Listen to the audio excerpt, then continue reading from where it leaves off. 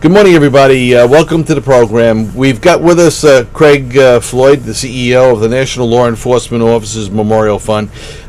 His screen's a little shaky with us today, so what we'll do is we'll put up the IGTV flag if we don't get a good clear video on you. All right, so go ahead, Craig. Take off. I know you got a lot going on down there. Yeah, we wanted to highlight a sporting event coming up in New York City area here on August 7th, 7:10 p.m. game with the New York Mets. We've had some great success, Joe, with professional sports teams that want to show their appreciation for law enforcement in their communities. And so we've met with a number of these teams: baseball, football, basketball, hockey, you name it. And we've been very successful at pulling together events where local folks, our citizen supporters, as well as law enforcement officers and their families and friends, buy tickets to the ball game, and then during the game itself and before the game, they do special tributes to law enforcement officers in their community. They focus attention on officers killed in the line of duty, and they also focus attention on the officers who continue to serve, involving law enforcement with the honor guard, the singing the national anthem, throwing out the first pitch, and then announcements throughout the game. So this event, August 7th with the New York Mets at Citi Field. We encourage all of our viewers here to please go out that night. A great way to enjoy a ball game and to know that some of the money that for your ticket price anyway is going to a very good cause. A portion of the proceeds will come to the National Law Enforcement Officers Memorial Fund. And the way to purchase tickets and let them know that you're doing it through this special promotion, they go to www.mets.com/law, L-A-W. So that again is www.mets.com/LAW. And they can purchase their tickets there, and knowing that a portion of the proceeds will come directly to the Memorial Fund, and they'll have a great evening. We have challenge coins for those that participate, and other commemorative items. So I think they'll appreciate the value, and it's a great way to spend the evening and to salute a great cause and a great profession. The ticket prices for that event, by the way, the Pepsi Porch are $35 with a challenge coin and a $6 donation going to the Memorial Fund. And the left field reserve tickets are $40. That also includes a commemorative challenge coin and a $7 donation to the Memorial Fund. So they'll also be recognized if you have a group of 25 or more. So if you're part of a law enforcement agency that's coming out, you have 25 or more people that have purchased tickets, you'll get special recognition on the scoreboard that evening. So that's one event I wanted to note, Joe.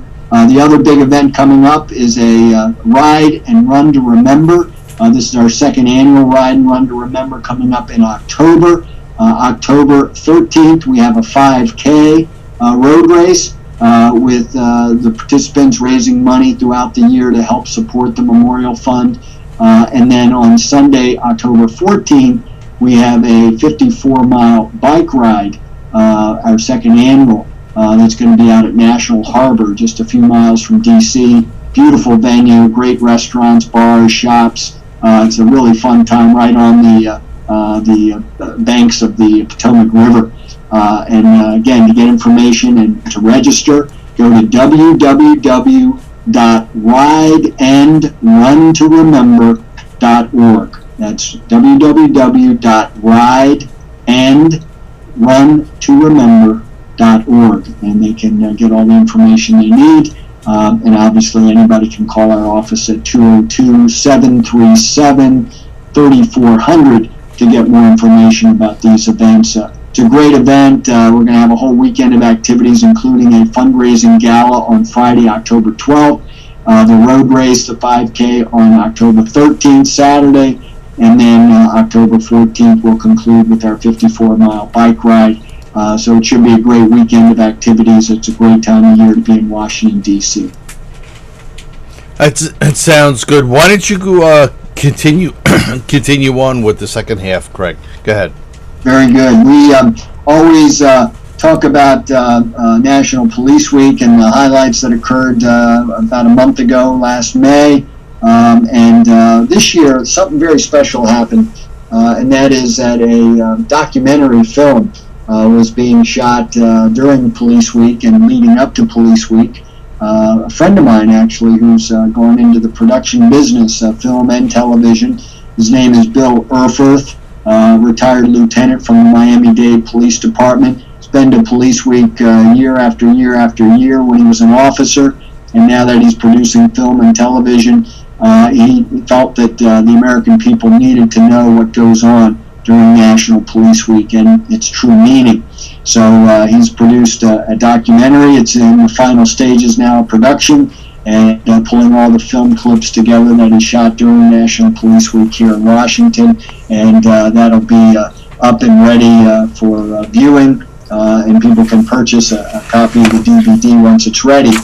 In the meantime, you can go to a website and actually see the trailer, which has many of the highlights from Police Week. And this is where eventually you'll be able to order copies of the documentary itself. And that's www.heroesbehindthebadge. That's heroesbehindthebadge.com. And all the information you need about our Police Week documentary. We're partnering with Bill Erfurth and his production company. And we'll be making those documentaries available through our gift shop as well at the National Law Enforcement Officers Memorial Fund. So that should be ready probably early in the fall for ordering, but in the meantime, please go there and view the trailer. Final item I wanted to talk about today, of course we do this every month when we're together, putting a face on the names and numbers of the officers who made the ultimate sacrifice. Sad to report that during the month of June, we lost 8 officers in the line of duty. That included 3 that were shot and killed, 4 who were killed in automobile crashes, and 1 officer who actually fell to his death. I wanted to review those officers with you. Police Officer Kevin Ambrose of the Springfield Police Department, end of watch June 4th, 2012. And Officer Ambrose was shot and killed during a domestic dispute. Deputy Sheriff Michael Smith of the Upton County Sheriff's Department died on June 8th, killed in an automobile crash while responding to an emergency call. Reserve Deputy Sheriff William Cohn of the Harper County Sheriff's Office, that's June 10th. That officer died. Reserve Deputy Cohn was killed in a single vehicle crash, again while responding to an emergency call. Deputy Sheriff Robert Crapesy of the Bryan County Sheriff's Office, June 15th, end of watch. Deputy Sheriff Crapesy was killed in a head-on automobile crash, and he's from the state of Georgia. Officer Selena Hollis of the Denver, Colorado Police Department died on June 24th. Officer Hollis was shot and killed while attempting to break up a fight. Agent Victor Soto Velez, Puerto Rican officer, died on June 26, shot and killed while driving home while off duty, and they're investigating that to see if in fact it was duty related. We think that it might have been. Trooper Aaron Beasley of the Utah Highway Patrol died on June 30th, at the end of the month. He fell from a cliff during a rescue operation. 2 teenagers had become trapped on a mountain, and after they were rescued, he waited to be rescued himself, and during that time, unfortunately, he fell to his death about 90 feet down the side of that mountain trail. Wow. Yep. What a set of circumstances. Obviously, Joe, but one piece of good news in our fatality figures this year, right, as we've documented in earlier calls, deaths are way down. In 2012, we've actually seen 53 officers killed in the line of duty this year based on preliminary information, and that is a 44% decrease from the same time last year when we had lost 94 officers. So 53 so far this year, 94 at the same time last year. We've seen a 53% decrease in firearms-related deaths, 36% decrease in traffic-related deaths. So we're seeing it across the board. I'd like to believe and really feel strongly about this, that the reason for the decline is that we focus so much attention on the safety issue the last couple of years as the numbers have spiked dramatically, that the officers themselves are responding to these seemingly benign situations in a much more cautious fashion, and they're also getting a lot better training and awareness from their own departments about the dangers of the job and what they need to do to prevent bad things from happening during these calls for help, emergency calls, trying to make an arrest, you name it. Every assignment an officer's on is potentially life-threatening, and we need to make sure that those officers proceed with a due amount of caution each and every time. Yeah, no discussion there. I mean, I'm with you 100%, as you know, and it is good to see, because last year was one hell of a scary year. With the amount of shootings, the amount of deaths, and everything else that went on last year. So it's good to see, maybe the guys in blue are getting a break this year, which is a very, very good thing indeed. All right, Craig. Think about it, Joe, by the way. 53 deaths so far this year. That's the first half of the year now completed.